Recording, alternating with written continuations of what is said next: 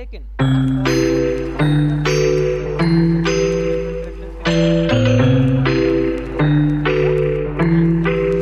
तो अगली हेडिंग्स आपकी बनेंगी, आप बनाएंगे कि harsh reality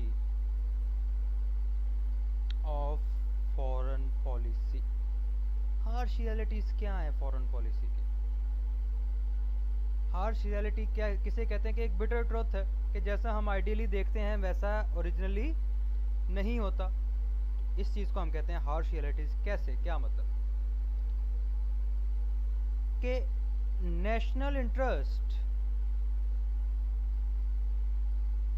is the key driver of foreign policy, not common interest।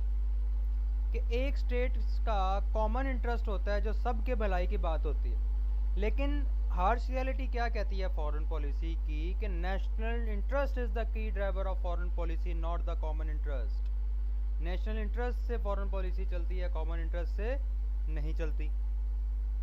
ठीक है, हर स्टेट अपना अपना नेशनल इंटरेस्ट परसू करती है, कॉमन इंटरेस्ट या बाकी स्टेट्स के भले के लिए काम नहीं करती। सिंपल हम लेमन टर्म्स में, हम आईआर के बेसिक कंसेप्ट में जाते हैं, रियलिज्म के सेल्फ हेल्प सिस्टम है ये वो। हम बेसिक क्या है कि हर कंट्री अपना अपना देखेगी, आपका नेशनल इंटरेस्ट की ड्राइवर है, कॉमन इंटरेस्ट को स्टेट्स बाद में लाती हैं, पहले अपना नेशनल इंटरेस्ट।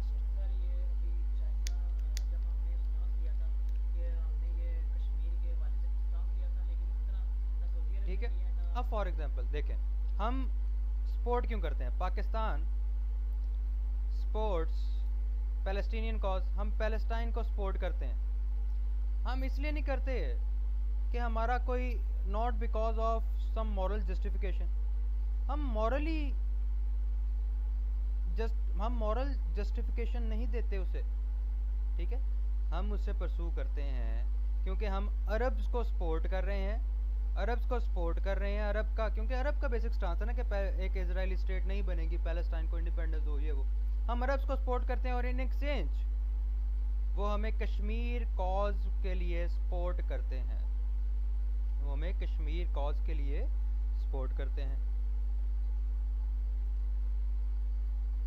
तो ये आपका बेसिक है कि हम नेशनल इंटरेस्ट को परसू कर रहे हैं। हम मॉरल ग्राउंड या पैलेस्टाइन मुस्लिम स्टेट है, हमारी भाई हैं, या हम इस तरह करते हैं, ये रियलिटी नहीं है।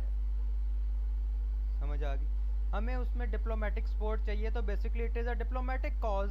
हमें डिप्लोमेटिक हम सपोर्ट देते हैं और वो बदले में हमें देते हैं। और दूसरा ये कि फॉरेन पॉलिसी पाकिस्तान की है, हमने ये गोल सेट कर लिया कि हम इस स्टेट के साथ ये करेंगे, स्टेट के साथ ये करेंगे।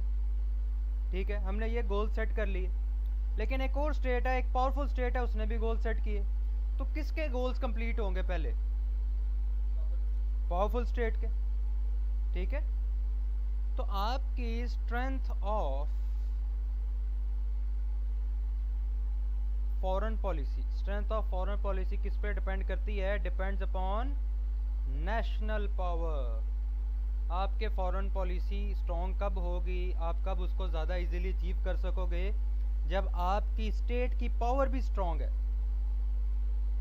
ठीक है, आपकी स्टेट पावरफुल स्टेट है तो वो इजीली अपनी फॉरेन पॉलिसी गोल्स को भी अचीव कर सकती है। फॉर एग्जांपल इंडिया ने क्या किया? कश्मीर के स्पेशल स्टेटस को रिवोक किया।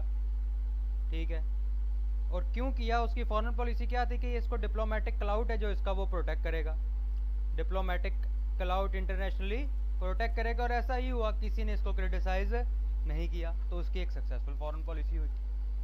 ठीक है, फॉरेन पॉलिसी गोल अचीव हो गया जो हम नहीं कर पाए।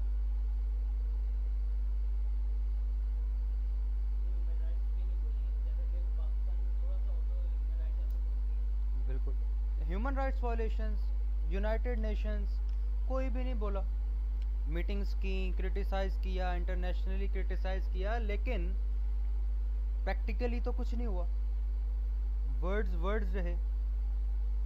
ठीक है, तो ये दो रियलिटीज़ हैं जो फॉरेन पॉलिसी की होती हैं। फॉरेन पॉलिसी किस पे डिपेंड करती है, क्या रियलिटीज़ हैं जिस पे आजकल की फॉरेन पॉलिसी चलती हैं? जी नुमान बोलें।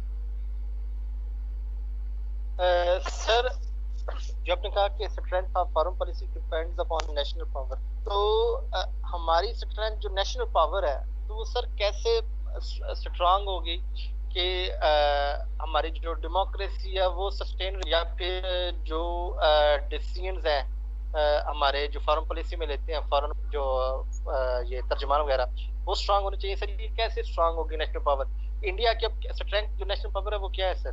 देखिए, नेशनल पावर हमारे कुछ टेंजिबल चीज़ें होती हैं। फॉर एग्जांपल, आपकी इकॉनमी कितनी स्ट्रांग है, आपकी मिलिट्री कितनी बड़ी है, आपके पास टेक्नोलॉजी कितनी है, आपके पास इंडस्ट्रियल सेटअप कितना है, आपकी पॉपुलेशन कितनी है। ये सारे सोर्सेज ऑफ पावर हैं।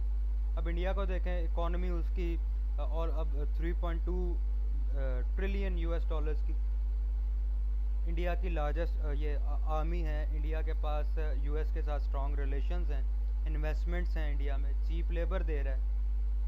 ठीक है, ये लार्जेस्ट डेमोक्रेटिक सर कंट्री आपकी है। आवाज नहीं आ रही। आवाज़ नहीं आ रही? सर आ रही है। आ रही है बच्चे, आपको ज़रा इशू। देखें, लार्जेस्ट डेमोक्रेटिक कंट्री है, ठीक है, मिलिट्री पावर स्ट्रॉन्ग है, ठीक है, डिफेंसिव कैपेबिलिटीज़ ज़्यादा हैं, न्यूक्लियर पावर है, स्ट्रॉन्ग इकोनॉमी है, 3.2 ट्रिलियन डॉलर का जीडीपी है, कंट्रीज उधर इन्वेस्ट कर रही हैं। ठीक है। जी सर नहीं आ रही आवाज, रुक रुक के आ रही है। वो आपके इंटरनेट का इशू है, मेरा इशू नहीं है, आपका इशू है।